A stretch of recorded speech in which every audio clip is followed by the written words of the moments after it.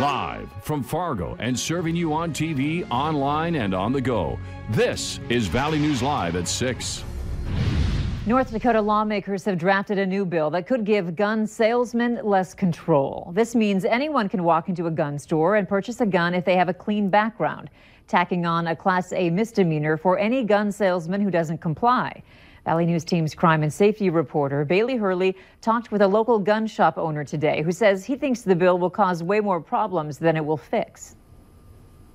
If you walked into Dwayne's Gun Repair in the market for a new firearm, what's next includes some paperwork and a background check with the FBI. And they'll tell people like Joshua Spooner if you're in the clear or not. But then the real sale decision lays in Spooner's hands. If we believe that it may be a straw purchase, we have the option to, as the dealer, instantly decline it. But North Dakota lawmakers are trying to take that option away, creating a bill stating that customers can't be turned down if they legally are able to buy firearms. It seems like a very misled legislation at best. But Representative Ben Koppelman tells me the bill's intent is so retailers like Dick's Sporting Goods can't age discriminate against gun sales. The company's current policy states no one under 21 is allowed to buy any firearms. The problem is, though, again, is that you internally can have that as a policy. It is still a somewhat free country here. That's your choice. But then to try and make it as a law, it makes it very difficult because it's in complete contradiction to federal law. Koppelman says when retailers use their own judgment to decide when customers get equal treatment, that's discrimination. However, Spooner thinks differently, saying as long as gun salesmen are liable, they have every right to say no. Because again, even if as a car dealer, I sell a car to somebody that I think may take and drive that car down the road irresponsibly and speed, it's not, you're not going to jail as the car dealer because you sold them that car. But as the gun dealer? Yes, as a firearms license, you are the one taking all responsibility for all of your sales, unfortunately. In Fargo, Bailey Hurley, Valley News Live. Lawmakers say the bill is still in the very early stages in the North Dakota House. What do you think about this? Let us know on our Facebook page. That's where you can follow all the latest stories like this one, as well as weather and breaking news updates anytime on your feed. Hard to escape that gusty wind today. Hutch, any chance of it dying down this evening?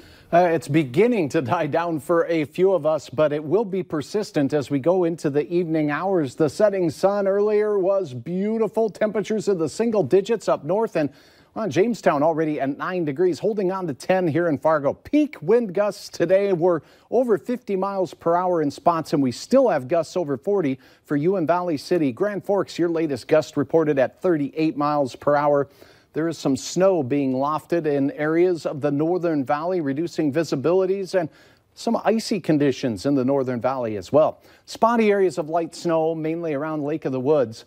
I expect our gusty winds to decrease to gusts around 20 to 30 miles per hour by bedtime tonight, but it will remain windy and wind chilly as we go through the overnight hours. Your hour-by-hour forecast on some improvements here in just a few minutes. All right, thanks, Hutch. A Fargo man is facing up to 3 decades in prison for multiple crimes against a child. 36-year-old Dustin Cooley is convicted of conspiracy to transport a minor, transportation of a minor, and distribution and possession of materials containing child pornography in May of 2017. Cooley pleaded guilty to the charges in October. A judge ordered him to serve 35 years in prison with a lifetime of supervised release. Authorities are asking for the public's help in finding a missing Wisconsin veteran who is believed to be making his way to North Dakota. 36-year-old Sean Michael Wishman from Altoona, Wisconsin, was last seen Monday afternoon. The alert sent out by authorities says Wishman suffers from PTSD and depression.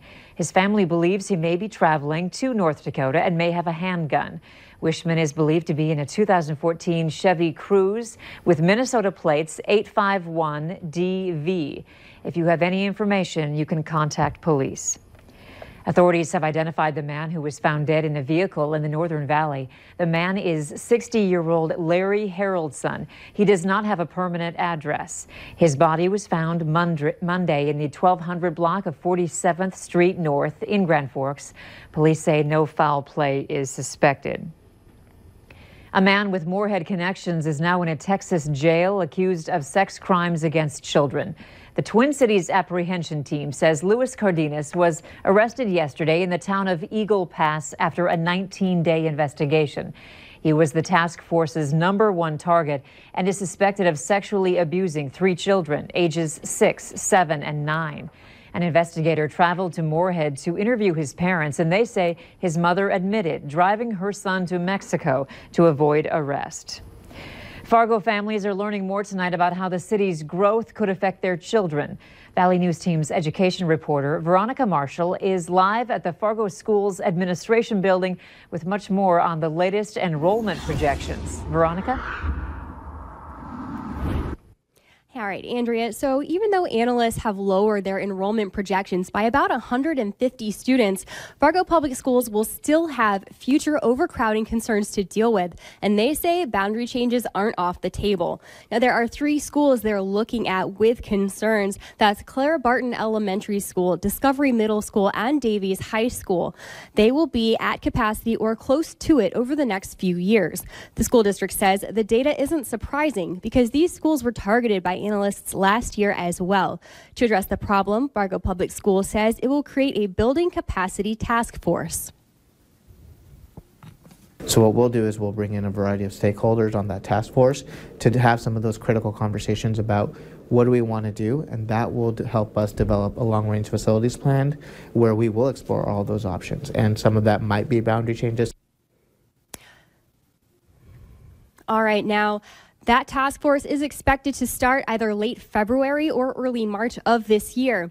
As for tonight's meeting, it's still going on. It started at 5:30 and I popped in for some of the meeting. There are about a dozen community members in there right now. So if you still want to come out and learn about all of this information on your own, you can. There are other exciting topics on the agenda tonight as well, so don't miss out. Come out to the Fargo School Board meeting. For now, though, I'm going to toss it back to you in the studio, Andrea. All right, thank you, Veronica. Some of those other topics on tonight's agenda include an update on the LRE task force and whether or not board members should get raises. Currently, school board members earn $1,000 a month for their work on the board. A bill that would make it legal for North Dakotans to leave a running car unattended has been unanimously approved by the state's House. Representatives endorsed the measure 92-0 earlier today. Those of us in the colder weather tend to routinely warm up vehicles without being in them, ignoring a potential $1,500 state fine and 30 days in jail. The law was put on the books in the state nearly 75 years ago as a deterrent against automobile theft. It now moves to the North Dakota Senate for additional review. The Fargo Park District is unveiling its newly renovated Oak Grove pedestrian bridge that crosses the Red River between Oak Grove Park in Fargo and Memorial Park in Moorhead. Fargo Park officials say improvements have been made to the bridge, and it's now a lift bridge similar to the pedestrian bridge at Lindenwood Park. Previously, that bridge needed to be removed manually each year to prepare for the Red River rising in the spring. There is still some work left to do on the bridge, but park officials say it remains functional during this process.